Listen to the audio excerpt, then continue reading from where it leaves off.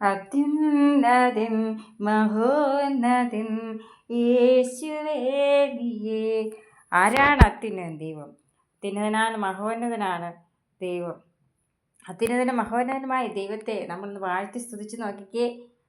ദൈവം നമ്മുടെ നിലവിളിയുടെ ശബ്ദം കേട്ട് നമുക്ക് ഉത്തരവരുളി തരികയാണ് ചെയ്യുന്നത്. കർത്താവായ യേശുക്രിസ്തുവിൽ വിശ്വസിക്കുക, എന്നാൽ നീയും നിൻ്റെ കുടുംബവും രക്ഷ പ്രാപിക്കും. യോശുവയും കുടുംബവും രക്ഷ പ്രാപിച്ചില്ലേ? ഞാനും എൻ്റെ കുടുംബവും ഞങ്ങൾ യഹോവയെ സേവിക്കും. അപ്പോൾ നമ്മൾ യേശുക്രിസ്തു വിശ്വസിച്ച് മുമ്പോട്ട് യാത്ര ചെയ്ത് കർത്താവിൻ കൃപകളാൽ നമ്മളെ ഓരോരുത്തരെയും കർത്താവ് നിറയ്ക്കുന്നതായിരിക്കും. രാത്രി നമ്മൾ കിടന്നുറങ്ങി രാവിലെ എണീക്കണമെന്നുണ്ടെങ്കിൽ ആരുടെ കൃപ വേണം? ദൈവത്തിൻ്റെ കൃപ വേണം.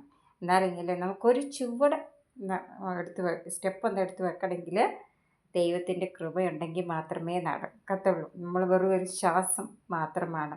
പക്ഷേ ഇതിനുള്ളിൽ തന്നിരിക്കുന്ന ആത്മാവുണ്ട്, അത് മാത്രം മതി ദൈവത്തിന്.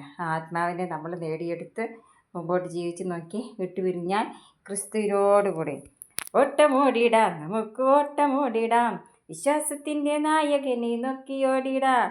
ഓട്ടമോടിടാം, നമുക്ക് ഓട്ടമോടിടാം, പൂർത്തി വരുത്തും യേശുവിനെ നോക്കിയോടിടാം.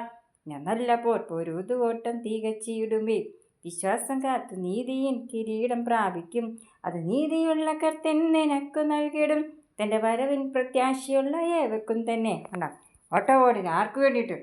ക്രിസ്തുവിന് വേണ്ടി ഓട്ടം ഓടണം.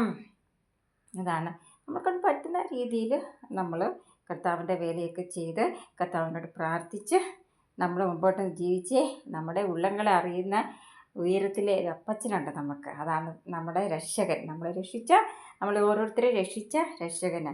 ആ രക്ഷകൻ നമ്മളിന്ന് ആഗ്രഹിക്കുന്ന കാര്യമുണ്ട്, അത് എല്ലാവർക്കും ചെയ്യാവുന്ന കാര്യമാണ്. ബൈബിൾ വായിക്കുകയും പ്രാർത്ഥിക്കുകയും ആർക്കും സാധിക്കുകയില്ല.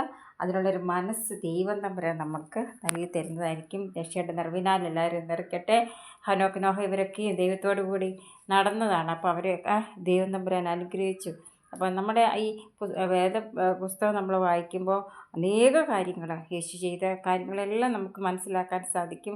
അതുപോലെ ഒരുപാട് പ്രവാചകന്മാരുടെ കാര്യങ്ങൾ, ശൗലിൻ്റെ കാര്യങ്ങൾ, യോനയുടെ, അങ്ങനെ ഒത്തിരി പേരുടെ കാര്യങ്ങൾ നമ്മൾക്ക് ബൈബിളിൽ നിന്നും വായിച്ച് മനസ്സിലാക്കാൻ സാധിക്കും. അവസാനം നമ്മൾ ഉൽപ്പത്തിയിൽ ആദിയിൽ ആകാശം ഭൂമി സൃഷ്ടിച്ചു, ഭൂമണ്ഡലങ്ങൾ സൃഷ്ടിച്ചു, മനുഷ്യനെ സൃഷ്ടിച്ചു, അങ്ങനെയുള്ള കാര്യങ്ങളാണ് ഉൽപ്പത്തി പുസ്തകത്തിൽ പറയുന്നത്. പിന്നെ മോശയുടെ കാര്യം, യോശുവയുടെ കാര്യം, നോഹയുടെ കാര്യം, ഹാനോക്കിൻ്റെ കാര്യം, മെഥൂശലഹ, അബ്രഹാം, അങ്ങനെ ഒരുപാട് പേരുടെ കാര്യങ്ങൾ അതിനകത്ത് പറയുന്നുണ്ട്. യോസഫിൻ്റെ കാര്യം കൊണ്ടാണ് അത് അവസാനിക്കുന്നത്. യോസഫിൻ്റെ കാര്യം കൊണ്ട് അവസാനിക്കുന്നതും.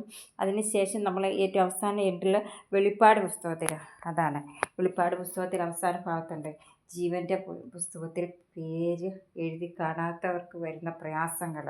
അപ്പം നമ്മളുടെ ഓരോരുത്തരുടെയും പേരുകൾ എവിടെ കാണണം? ജീവൻ്റെ പുസ്തകത്തിൽ കാണണം.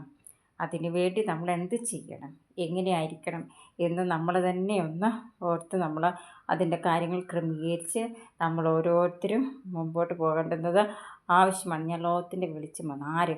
യേശു ക്രിസ്തു ലോകത്തിൻ്റെ വെളിച്ചമാകുന്നു. ഒരു ഇടയനെ പോലെ നമ്മുടെ കൂടെ ഇരുന്ന് നമ്മളെ വഴി നടത്താൻ ആർക്ക് സാധിക്കും? നമ്മുടെ രക്ഷകനായ ദൈവത്തിന് സാധിക്കും.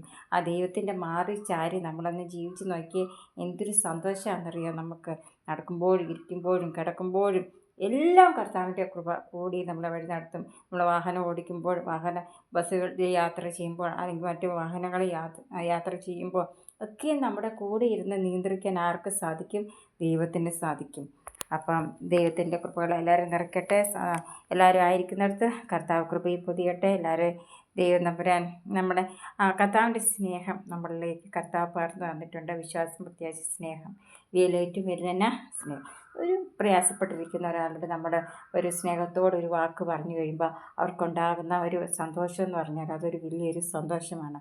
അപ്പോൾ നമ്മൾ എല്ലാവർക്കും വേണ്ടി പ്രാർത്ഥിക്കുകയൊക്കെ ചെയ്ത് നമ്മൾ സന്തോഷമായിട്ട് മുമ്പോട്ട് യാത്ര ചെയ്യുക. കർത്താവിൻ്റെ കൃപകളാൽ കർത്താവ് നമ്മളെ നിറയ്ക്കട്ടെ.